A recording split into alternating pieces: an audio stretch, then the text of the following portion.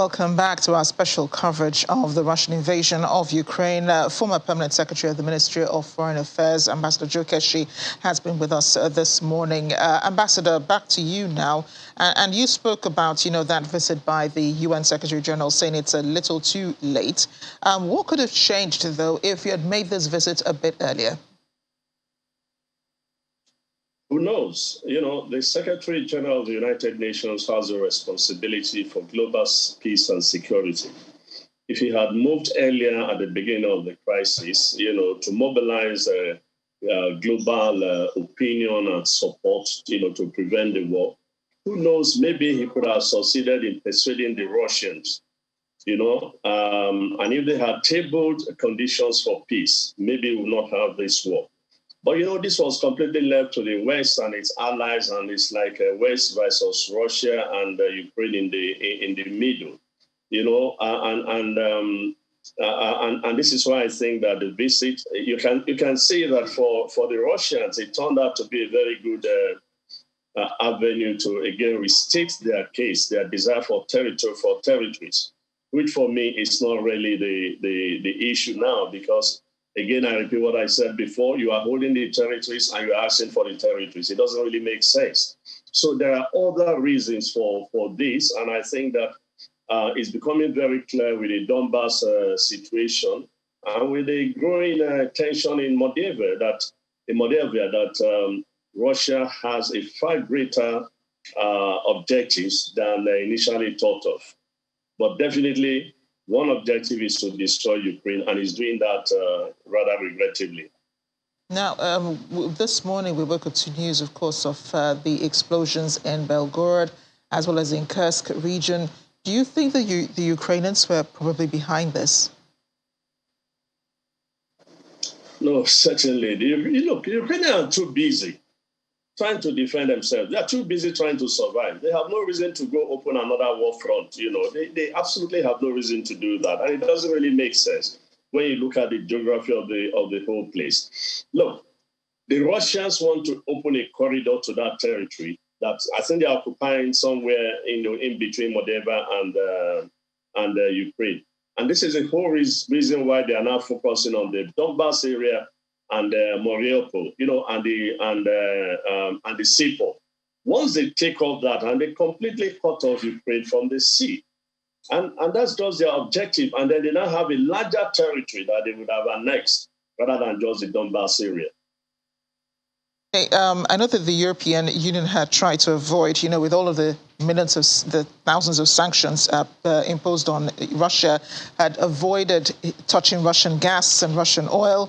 But now it appears Russia has taken the bold move to stop supplies to Poland and to Bulgaria, although Bulgaria does not have the capacity, I understand, to be able to withhold or withstand, this as a stoppage of the gas supplies. But Poland says they have enough to be able to sustain themselves.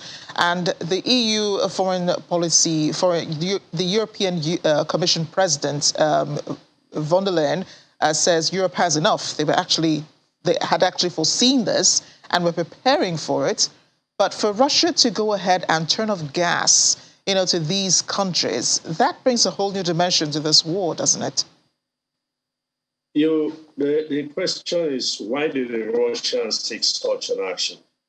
I think you have to look at it from 2 points of view. Number one, Poland has been the main source of supply of military equipment into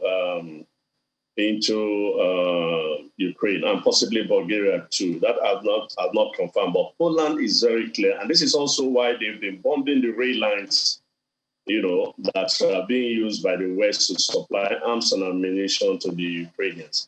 And so it is a strategic move by the Russians to cripple the ability of Ukraine to receive arms and ammunition, and also to punish Poland.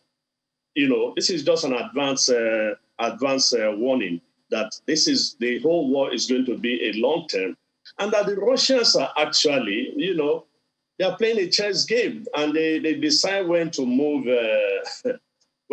some of the what do they call it now? So the point that needs to be understood clearly is that this is a political move taken to punish Poland for its by the way, you know that Poland has been more aggressive in advocating military intervention in Ukraine, NATO military intervention in Ukraine, apart from the fact that it's also the base through which the Western allies, particularly the Americans, use in sending their arms to Ukraine forces. So you can understand why, not only why this action is being taken against them, but it's to also begin to make the Polish people feel the impact of the war far more than they are currently feeling with the presence of refugees in Poland. Yeah, the reason I say that this could be a new dimension, to this war is because it's not possible that this will end with just Poland and Bulgaria. Apparently, Russia really wants, to teach the rest of Europe a lesson, with this act. So I'm just asking, if you think that this goes beyond, right now we're talking about, it's an economic war going on right now, apart from the military interventions that, these countries are making. But hitting the economy is more serious than having to send military weapons. No. There are enough oil all over the world, frankly. There are enough oil all over the world to be able to fill in the gap, being created by the Russians. I think what is not available is probably the infrastructure to get this gas and oil out into the market.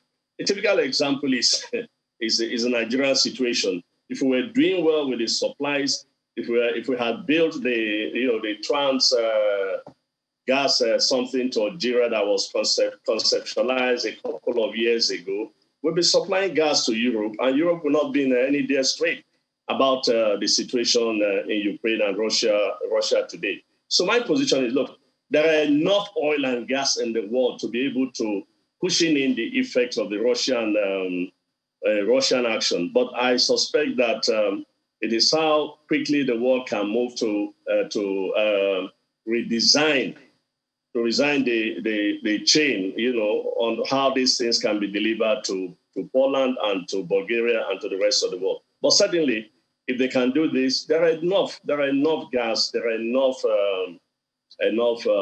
oil in the market and around the world to be able to cushion up the effect of the Russian action. I want to go back to the UN Secretary General's visit to the Russian president.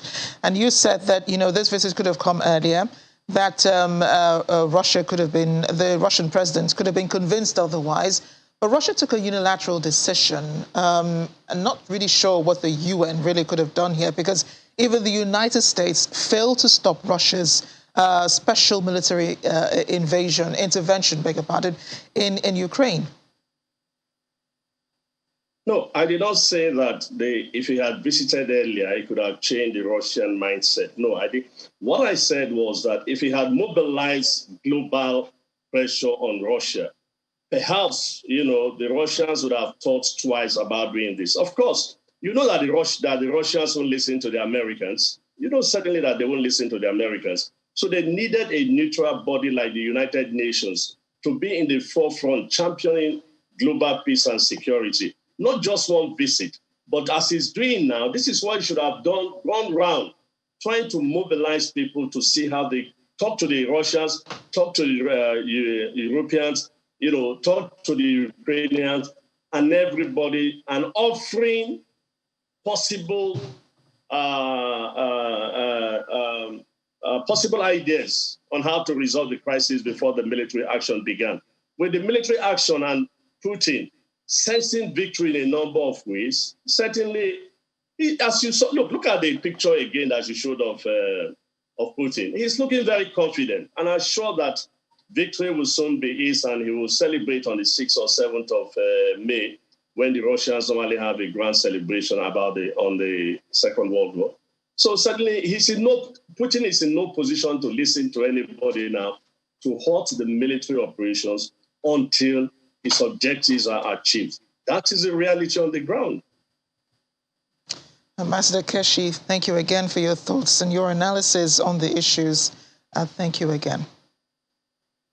Thank you for having me.